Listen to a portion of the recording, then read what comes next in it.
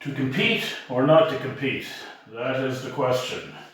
Not to be too Shakespearean about all of this, but I had planned in the back of my head of competing this December, which is about 2 weeks from now, and I had even told some of the guys in the club that I was targeting that date.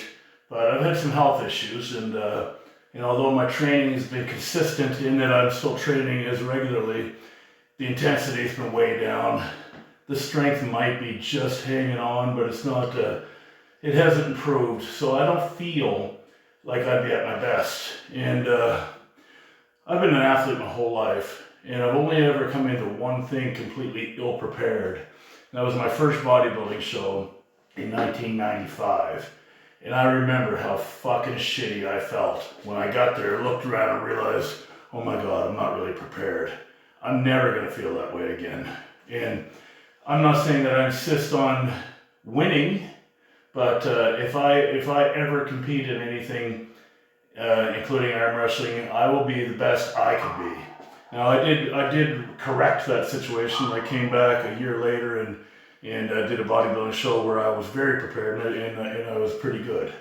So that still didn't erase the memory of showing up to something ill-prepared. That'll never happen again. So I'm thinking February of next year, that'll be the provincials. I'll do the over 50 class, and if I'm feeling really strong, perhaps I'll do the open class. That's really, because I weigh 295, 300 pounds. That's pretty competitive. It's the open division is usually over 220 around here. I think in the big leagues it's probably over 250 or 260 or something like that. And I'll never get down to 250 or 260, and probably until I'm in palliative care at some point. But that's the plan. Now there's guys in the club that say, "Oh, you're strong enough," and they want me to compete, and that's fair play to them. But they're not. They don't understand because they've only known me for a year of how strong I can be, and I used to be. And I'm sure if I'd have taken up this endeavor at 35, within a very short time, I would have been pretty goddamn good because I was so strong that I would have been able to translate that all the way to my hands and, put my whole body in it. And I wouldn't have had to learn as much technique as I'm going to have to learn now, because I'll never be that level of strength again. But I'm going to get as close as I can. I think already I'm feeling that my hands can match most of the guys around here. My technique is nowhere near. My back pressure, I think, is pretty good. So that's pointing towards you. My side pressure, I haven't really worked on much because it was bothering my neck so much. I'm going to start targeting that pretty soon.